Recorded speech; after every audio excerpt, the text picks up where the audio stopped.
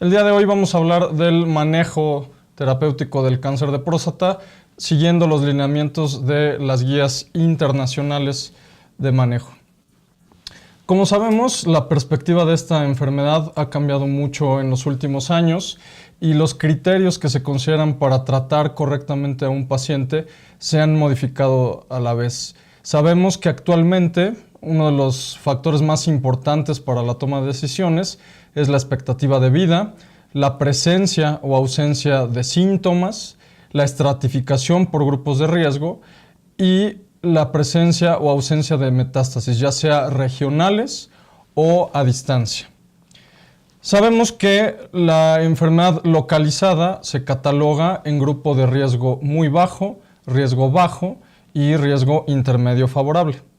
En décadas previas, quien diseñó uno de los grupos de riesgo más conocidos fue el doctor D'Amico, y él basaba su clasificación en 3 parámetros: el antígeno prostático específico, el estadio clínico y la gradación de Gleason de la biopsia. De tal manera que con estos 3 factores se obtenían 3 grupos de riesgo: el grupo de riesgo bajo, el grupo de riesgo intermedio y el grupo de riesgo alto. Con el tiempo se ha visto que esta clasificación de alguna manera no permite una estratificación adecuada, y algunas instancias internacionales han propuesto clasificaciones un poco más estrictas. De manera que en la actualidad una de las que abarca más parámetros y puede clasificar mejor a los pacientes es la clasificación de la National Cancer Network de Estados Unidos. La clasificación de grupos de riesgo de la National Cancer Network de los Estados Unidos considera los mismos 3 parámetros, que son antígeno prostático específico, el estadio clínico y la gradación de Gleason. Con esto obtenemos 6 grupos de riesgo, que son el grupo de riesgo muy bajo, grupo de riesgo bajo, grupo de riesgo intermedio favorable, grupo de riesgo intermedio desfavorable, grupo de riesgo alto y muy alto. Aquí se consideran detalles muy importantes como el porcentaje de los fragmentos de la biopsia invadidos por tumor, así como la nueva clasificación de gradación por grupos internacional de cáncer de próstata. De tal manera que esto nos va a dar la posibilidad de obtener distintas maneras de tratar a nuestros pacientes para decidir mejor de acuerdo a su pronóstico.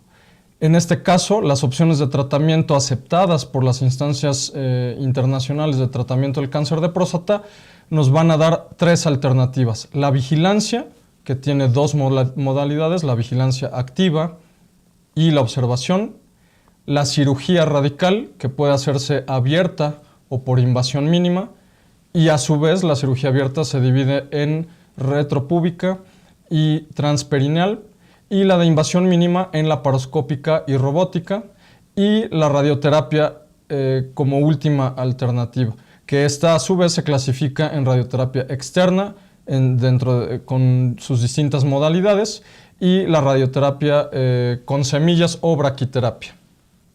Para la vigilancia activa se sugiere considerar candidatos a aquellos pacientes de los grupos de muy bajo riesgo, riesgo bajo y riesgo intermedio favorable. De preferencia deben ser pacientes jóvenes que quieran retrasar el efecto colateral de alguna de las terapias radicales previamente mencionadas, o que sean pacientes en los que el grupo médico quiere evitar el sobretratamiento al utilizar una terapia demasiado agresiva que no vaya a significar un beneficio para el paciente. Por otra parte, las instancias internacionales recomiendan en la actualidad que en la medida de lo posible se obtenga una resonancia multiparamétrica de próstata, porque si en ella llegamos a identificar áreas cuyo aspecto imagenológico nos sugiere una enfermedad PI-RADS 4 o 5, entonces probablemente no sean pacientes que se beneficien de un tratamiento de vigilancia. También se recomienda evaluar al paciente cada 6 meses con tacto rectal y antígeno prostático específico, y de ser necesario repetir la biopsia a los 12 meses de haber iniciado la vigilancia. Cabe mencionar que este factor no es indispensable en todos los protocolos que encontramos en la actualidad. Y finalmente, si alguno de estos factores se modifica, ya sea los de laboratorio, los clínicos o los imagenológicos, entonces proceder a un tratamiento radical, ya sea quirúrgico o de radioterapia. De manera que podemos distinguir ciertas diferencias entre la vigilancia activa y la simple y llana observación. Primero que nada, la vigilancia activa tiene una intención curativa, porque lo único que va a hacer es retrasar un poco el tratamiento radical. Por el contrario, la observación, como generalmente va a ser reservada para pacientes con muchas comorbilidades o edad muy avanzada o una expectativa de vida corta, generalmente tendrá un objetivo paliativo. El seguimiento tendrá que ser de alguna manera estrecho en la vigilancia activa y la mayoría de los protocolos recomiendan que se lleve a cabo cada 6 meses. Por el contrario, en la observación el seguimiento podrá ser un poco más laxo y solo requerirse vigilancia ante eventos desencadenantes de una evaluación más profunda. En cuanto a los marcadores que se utilizan en la vigilancia activa, nos vamos a basar en el tacto rectal, en el antígeno prostático específico, en los parámetros de la biopsia y, de ser posible, como ya se mencionó previamente, en una resonancia magnética multiparamétrica. Por el contrario, en la observación no va a haber un parámetro definido para el seguimiento o la evaluación a futuro. La expectativa de vida es muy importante que sea mayor de 10 años en los pacientes que vayan a vigilancia activa, porque será el tiempo en el que, de ser necesario, se haga el cambio hacia un tratamiento radical. Por el contrario, por definición, la mayor parte de los pacientes que van a observación se anticipa mediante las escalas y las formas de evaluar la expectativa de vida que tienen un periodo por venir más corto. Y el propósito de cada una de estas dos opciones, en primera, es el reducir la toxicidad de los tratamientos radicales y retrasar las potenciales secuelas al tiempo de que se evita el sobretratamiento. Por el contrario, en los pacientes que van a observación, lo que se quiere evitar es realizar una cirugía que puede ser muy riesgosa o someter al paciente a un tratamiento de radioterapia cuando al final de cuentas esto no va a redundar en un beneficio para el enfermo. Cambiando de estrategia, la cirugía por muchos años ha sido considerada la terapia estándar. Sin embargo, en la actualidad sabemos que es una más de las múltiples alternativas que tenemos para tratar a nuestros pacientes con cáncer de próstata.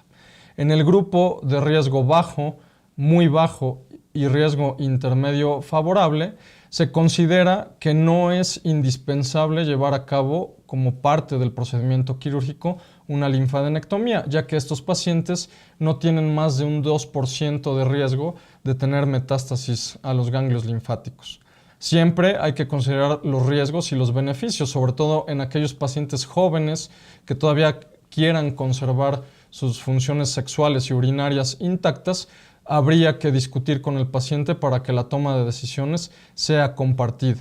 Y, sobre todo, llevar a cabo un tratamiento quirúrgico radical en aquellos pacientes en quienes encontremos tumores que no sean insignificantes, es decir, que tengan una posibilidad de progresión de más del 2%. La controversia actual se ha centrado desde hace ya al menos una década en determinar si es mejor realizar esta cirugía por vía abierta o por vía robótica. No existe una fuente de información seria que apoye una u otra de las dos alternativas, de tal manera que podrían considerarse equivalentes, ambas con sus pros y sus contras, y lo más importante de todo, ambas con un beneficio comprobado. Aquí vemos en este artículo del Lancet, publicado en el año 2016, el único ensayo clínico controlado que compara estas dos modalidades. Lo más importante de este estudio es que es un estudio prospectivo, se realizó en Australia, se incluyeron a más de 150 pacientes por cada grupo, operados cada uno de ellos por un solo cirujano, lo cual obviamente tiene sus ventajas, pero también desventajas muy claras, porque si ambos cirujanos eran expertos, pues sus resultados probablemente no se traduzcan en lo que sucede en el día a día en otros hospitales. Finalmente, lo importante de este estudio son los hallazgos. La única diferencia significativa que se encontró en este reporte con seguimiento de 12 años fue en cuanto a la estancia hospitalaria, que como era de esperarse, en la cirugía abierta fue un poco más prolongada. Sin embargo, esta diferencia fue de apenas un día de diferencia. Entonces, quiere decir que ambas técnicas son, desde el punto de vista quirúrgico y funcional, seguras. Respecto a lo funcional, en este estudio se evaluaron distintos cuestionarios de continencia y desempeño sexual, que ustedes ya conocen, como el EPIC y el SF36, y en ambas evaluaciones las dos modalidades terapéuticas resultaron totalmente equivalentes. Por otro lado, las características oncológicas después del análisis histopatológico tras la cirugía resultaron exactamente iguales, tanto para los márgenes quirúrgicos como para el encontrar un Gleason en la pieza prostática mayor a 7, como extensión extraprostática, invasión a vesículas seminales, invasión linfovascular e invasión perineural, de tal manera que ambas técnicas hasta el momento pueden considerarse equivalentes en lo más importante, que es lo oncológico y lo funcional. Por otra parte, la radioterapia ha sido desde hace muchos años una de las modalidades de tratamiento que a lo largo del tiempo ha demostrado ser eficaz. En los grupos de riesgo muy bajo, bajo e intermedio favorable puede ser una excelente alternativa, aunque también hay que considerar que tiene riesgo de ciertas complicaciones, particularmente aquellas complicaciones a nivel gastrointestinal. En este grupo de pacientes que ya mencionamos, no se recomienda dar la radioterapia junto con el bloqueo hormonal, ya que se ha demostrado que en este particular grupo de pacientes con un riesgo bajo o muy bajo, no es necesario adicionar los fármacos de bloqueo hormonal. Se recomienda utilizar la intensidad modulada y no superar los 80 grays, y en algunos casos, para evitar algunos efectos colaterales, se puede utilizar la modalidad de hipofraccionamiento. También ha surgido en recientes épocas la controversia entre la eficacia de la cirugía en comparación a la radioterapia y a la observación, de manera que pudiéramos nosotros seleccionar mejor la alternativa de tratamiento para nuestros pacientes. Este estudio que les muestro en esta diapositiva, que fue publicado en el New England Journal of Medicine en 2016, que es conocido como el estudio PROTECT-T o PROTECT-T en inglés, comparó de manera prospectiva la cirugía, la radioterapia y el monitoreo activo en un grupo de pacientes del Reino Unido. Estos investigadores encontraron que la supervivencia cáncer específica de estas tres modalidades en grupos similares de pacientes era de alrededor de un 97 a 98%, de manera que entre las tres modalidades de tratamiento no hubo una diferencia en cuanto a la supervivencia específica por cáncer de próstata. La única diferencia que se encontró fue en el riesgo de progresión bioquímica durante el tratamiento, que obviamente era superior para el grupo que iba a monitoreo activo.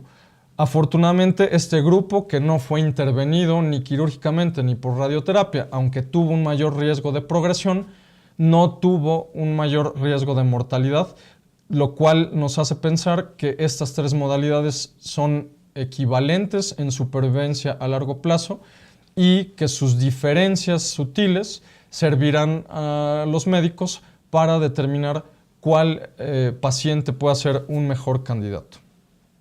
Avanzando en cuanto a la etapificación y a la opción de tratamiento, vamos a enfocarnos ahora en el grupo de riesgo desfavorable, el grupo de riesgo alto y el grupo de riesgo muy alto, aún todavía dentro de la enfermedad localizada, es decir, la enfermedad que aún no tiene metástasis. Para este grupo se considera que las mejores alternativas son la cirugía radical y la radioterapia.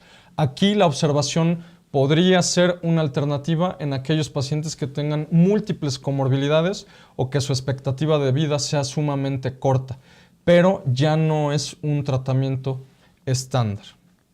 En este grupo también se ha discutido precisamente este tema y se ha demostrado que el tratamiento activo es mejor. Y tenemos como elementos de información estos dos estudios que a continuación les presento.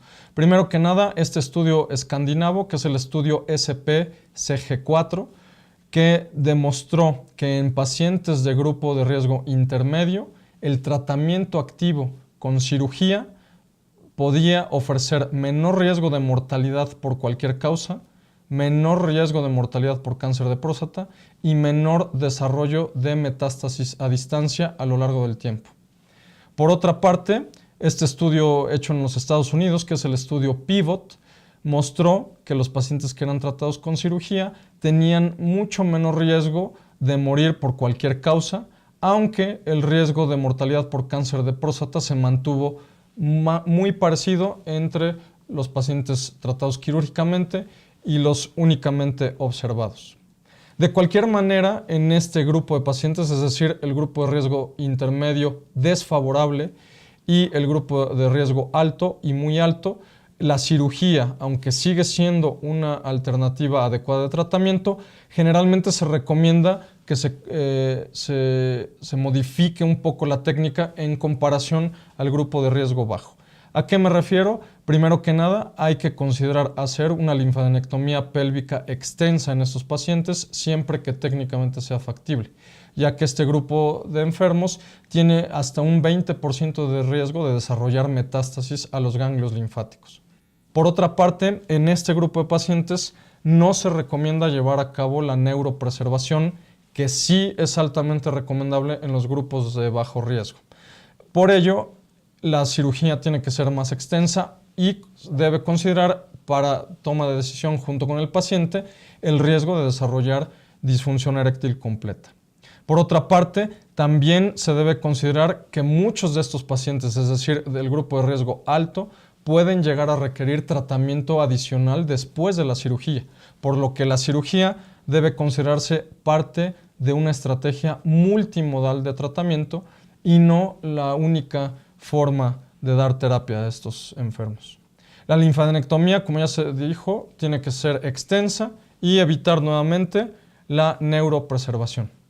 En cuanto a la cirugía que no tiene el objetivo curativo y que requiere de tratamiento adyuvante, hay que destacar los aspectos que ya conocemos. Primero que nada, la radioterapia adyuvante se recomienda para aquellos pacientes que al momento del análisis histopatológico definitivo de la pieza tienen un estadio T3 o aquellos pacientes que tienen márgenes quirúrgicos positivos, que son los que se ha demostrado que más beneficio recibirán de llevar a cabo una radioterapia adyuvante, y aquellos pacientes que tengan invasión a las vesículas seminales. En pacientes que después de hacer una prostatectomía radical se demuestre que hay invasión a los ganglios linfáticos, se debe considerar cualquiera de las siguientes tres alternativas: o bloqueo androgénico inmediato, bloqueo androgénico más radioterapia u observación. De estas tres, la primera alternativa es la única que está avalada por un ensayo clínico controlado. Sin embargo, recordemos que ese ensayo fue publicado a finales de la década de los 90 y que sus resultados podría ser que no se traspolen directamente al tipo de pacientes que vemos en la actualidad. Por el contrario, el tratamiento con bloqueo androgénico y radioterapia externa en pacientes con ganglios positivos suena muy atractivo, sin embargo, todavía no existe información prospectiva que sustente a esta estrategia. La observación se reservará para aquellos pacientes que tengan menos de 2 ganglios positivos y que mantengan un antígeno prostático específico casi indetectable después de la cirugía. Por otra parte, la radioterapia en pacientes de alto riesgo o riesgo intermedio desfavorable se puede ofrecer cuando sospechemos que habrá un alto riesgo de progresión tras el tratamiento, y se debe considerar la utilización de intensidad modulada, llegando a una dosis de 74 a 80 grays, más bloqueo hormonal por 4 a 6 meses en pacientes de riesgo intermedio desfavorable, o por 2 a 3 años de bloqueo hormonal si es un paciente de alto riesgo. La braquiterapia puede ser una alternativa, sin embargo, debe ofrecerse únicamente a aquellos pacientes que no tengan cirugía prostática previa, que tengan un índice de síntomas prostáticos bajo y que tengan una glándula de menos de 50 centímetros cúbicos de volumen. Por otra parte, el tratamiento combinado entre radioterapia externa y braquiterapia más bloqueo hormonal podría ser una estrategia en aquellos pacientes en los que sospechemos que tienen un alto riesgo de progresión hacia la enfermedad sistémica. Sin embargo, todavía la información es escasa en cuanto a esta última estrategia. Por otra parte, la enfermedad localmente avanzada ya toma otro matiz, porque generalmente en estos casos ya estamos hablando de una enfermedad que invade a los órganos vecinos, que podría ser vejiga, podría ser recto, o podría incluso ya representar una enfermedad a nivel de los ganglios pélvicos, demostrada desde antes de iniciar el tratamiento. De tal manera que aquí en este grupo las opciones podrían ser las mismas que ya se mencionaron para la enfermedad localizada, pero combinándolas una antes que la otra, para dar un tratamiento multimodal e incrementar las posibilidades de control local de la enfermedad. En estos casos, la prostatectomía radical se puede ofrecer siempre y cuando se lleve a cabo una linfadenectomía que nos permita llevar a cabo una estadificación patológica más precisa, y recordando que en estos casos la neuropreservación puede incrementar el riesgo de recurrencia bioquímica y de márgenes quirúrgicos positivos. Por otro lado, la radioterapia externa puede ser una excelente alternativa, pero siempre debe combinarse con bloqueo hormonal de largo plazo y considerar la combinación nuevamente con braquiterapia. Es en este grupo de pacientes en los que en ocasiones decidimos dar únicamente bloqueo androgénico, pero esta estrategia ha demostrado ser un poco más limitada porque la progresión local puede hacer que síntomas como hematuria u obstrucción del tracto urinario progresen ante un tratamiento que puede ser insuficiente, como el bloqueo como única estrategia. Por otra parte, la enfermedad metastásica es, desde mi punto de vista, uno de los aspectos que más ha cambiado en el manejo del cáncer de próstata en las recientes décadas. Y es en este caso en el que contamos ya con muchas más alternativas que antes, de manera que la castración quirúrgica, que por muchos años fue el estándar de oro, cada vez ha ido cayendo más en desuso. En nuestro país podría ser alguna vez de alternativa, sobre todo en aquellos pacientes que no puedan sustentar el tratamiento farmacológico, o en aquellos pacientes que anticipemos que no van a seguir con una vigilancia estrecha por parte del sistema de salud. Por otra parte, el bloqueo androgénico, que todos conocemos, tiene distintas alternativas, que va desde los más antiguos, como son los estrógenos, los antiandrógenos periféricos, que ahora tienen ya más de una generación, los agonistas LH-RH, los antagonistas de GnRH, los inhibidores selectivos del citocromo P450, la nueva generación de antiandrógenos, que son mucho más potentes que la generación previa, y la quimioterapia sistémica con taxanos.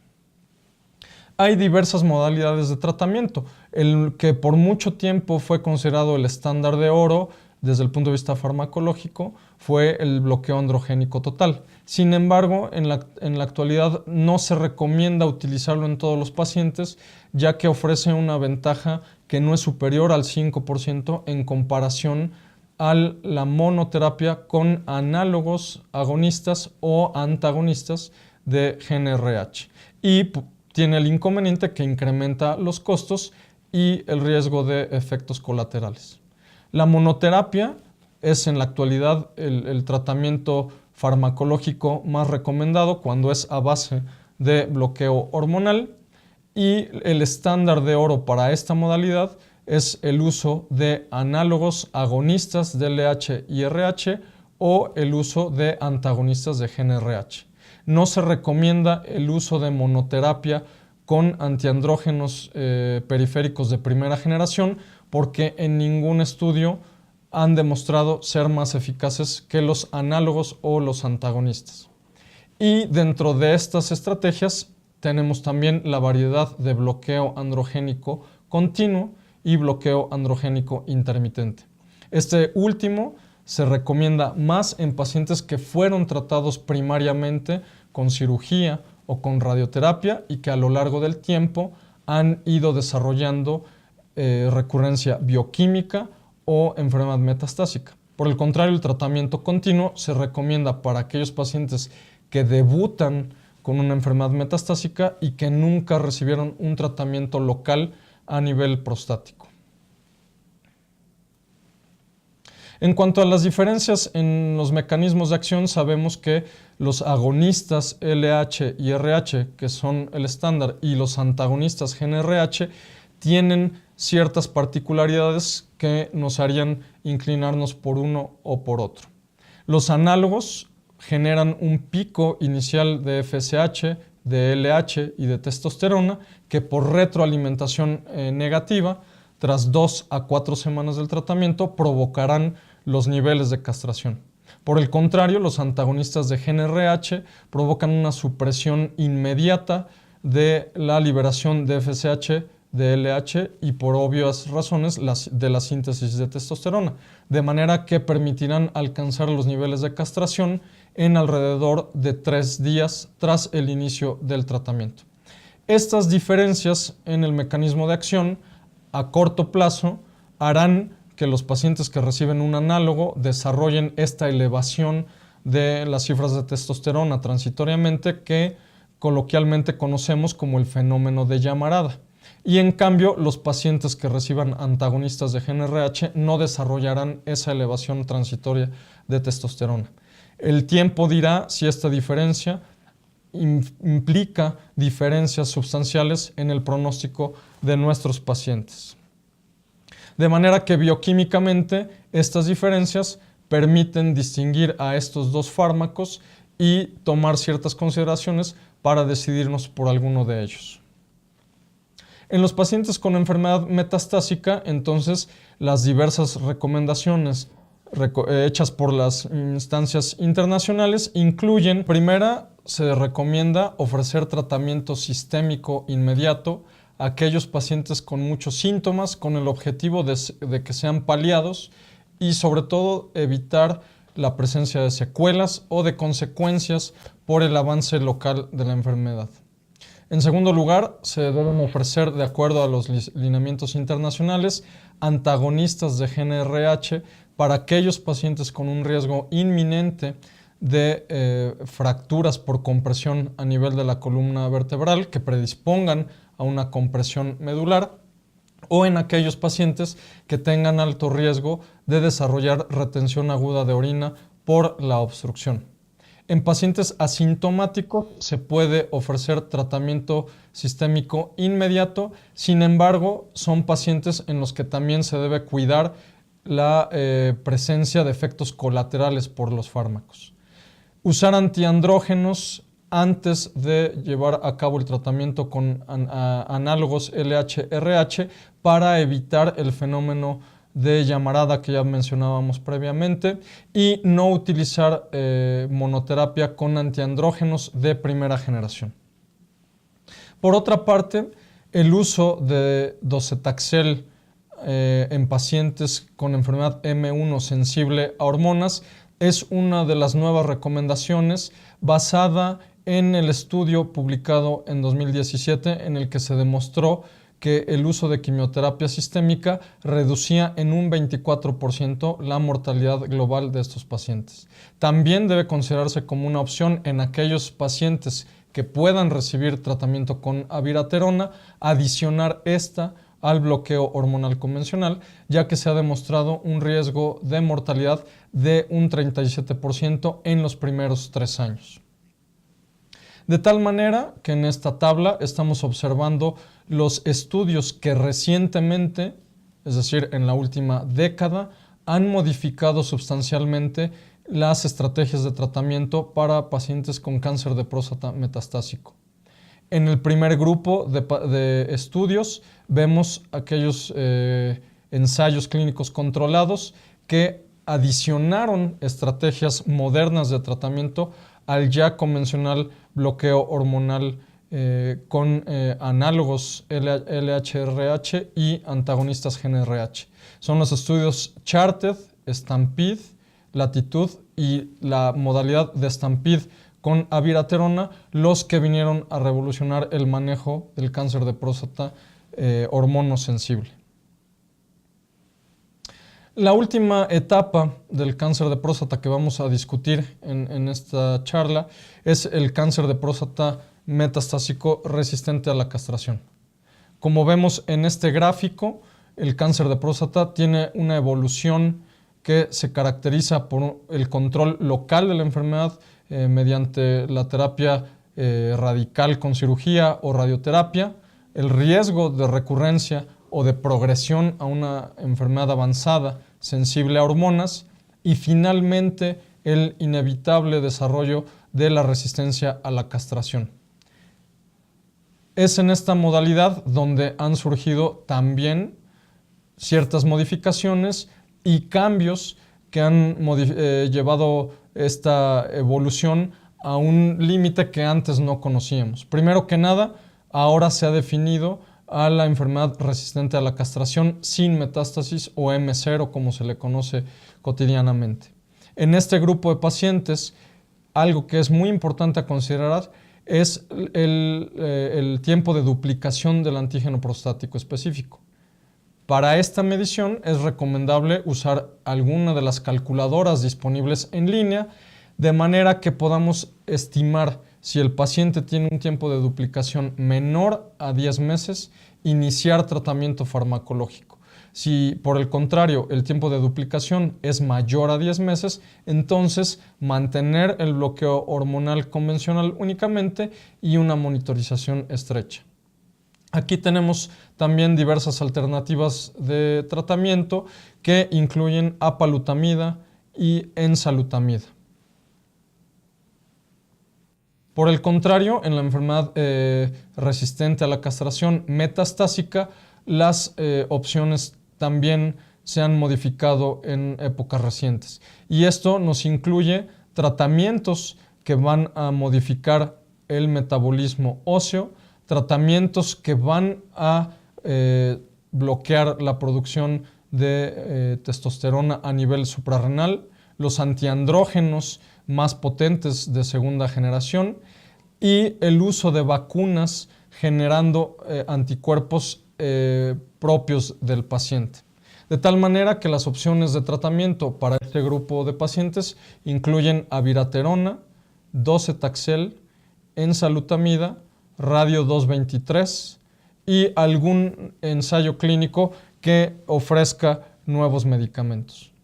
Desafortunadamente, muchos de estos pacientes tienden a progresar y tienden a evolucionar de manera acelerada, de manera que las opciones terapéuticas tras cada una de los eventos de progresión o de recurrencia será el mismo uso de los agentes ya descritos, pero de una manera secuencial que nos ayude a reducir los efectos colaterales y la toxicidad farmacológica al tiempo que nos brinda una mejor calidad de vida para los pacientes. Vamos a discutir un caso clínico. Se trata de un masculino de 74 años de edad que tiene como antecedente tabaquismo de 15 años de evolución a razón de 10 cigarrillos por día, suspendido en los 2 años previos a su diagnóstico.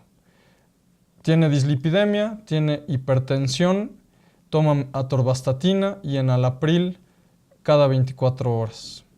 No ha sido sometido a ninguna cirugía y niega otros antecedentes de importancia. Nuestro paciente inició el padecimiento en agosto de 2014 con la presencia de síntomas del tracto urinario inferior severos con IPSS de 29. Al momento del diagnóstico, su antígeno prostático específico fue de 85 nanogramos por mililitro y al tacto rectal se encontró con una próstata pétrea, por lo que se consideró que tenía una enfermedad sospechosa de un cáncer de próstata en estadio clínico 4. Por esta razón fue llevado a una biopsia de próstata con 12 fragmentos en agosto de 2014. El reporte de histopatología demostró un adenocarcinoma con clasificación de Gleason 4+5 con resultado de 9 en 9 de 12 fragmentos, en los que además había invasión linfovascular e invasión perineural. En sus laboratorios, la biometría hemática estaba dentro de parámetros normales, la función renal conservada con creatinina de 0.83 y la fosfatasa alcalina y las pruebas de funcionamiento hepático normales.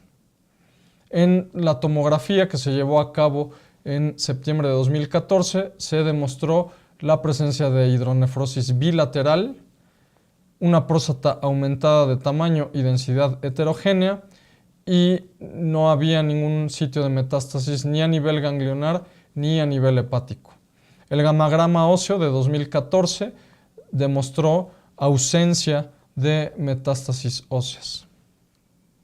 A continuación vemos las imágenes de tomografía en las que se corrobora la hidronefrosis bilateral, el hígado de características normales y la próstata heterogénea con una densidad incrementada. Aquí vemos el gamagrama óseo en el cual no se detecta enfermedad metastásica en el esqueleto axial. En resumen, contamos con un paciente con cáncer de próstata, Gleason alto, con un diagnóstico al inicio de síntomas de tracto urinario severos con IPSS de 29, AP de 85 nanogramos por mililitro, Gleason 9, etapa clínica 4 y factores de riesgo cardiovascular básicamente por tabaquismo, por hipertensión y por dislipidemia.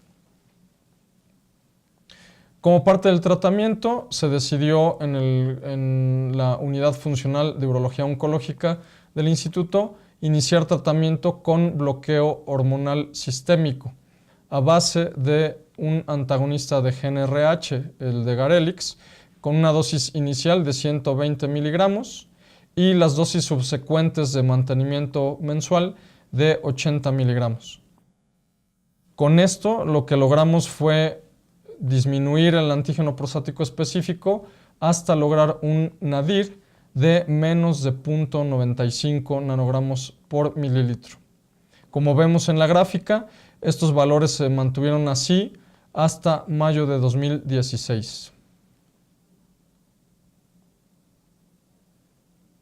A partir de febrero de 2017, que continuamos el seguimiento de nuestro paciente, empezamos a observar una elevación paulatina en los niveles de antígeno prostático específico.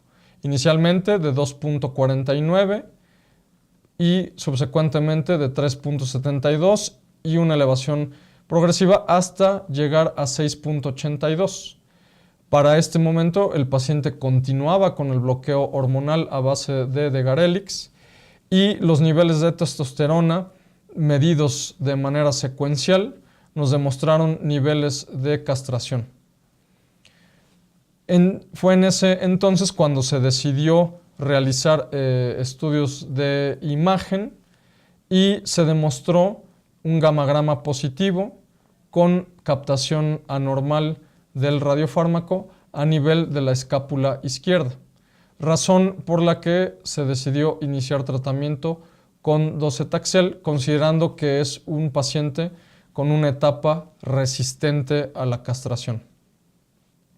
En esta imagen podemos observar la hipercaptación del radiofármaco a nivel de la escápula izquierda y a nivel de columna dorsal. En esta siguiente gráfica vemos los niveles de antígeno prostático específico, los cuales fueron reduciéndose paulatinamente hasta la última medición en agosto de 2018, que logramos niveles de 1.65 nanogramos por mililitro. Como vemos en esta imagen, se logró estabilización de la hipercaptación a nivel óseo en la escápula izquierda, por lo que el paciente continúa con tratamiento a base de bloqueo hormonal con antagonista de GnRH y tratamiento con docetaxel de manera sistémica. Muchas gracias.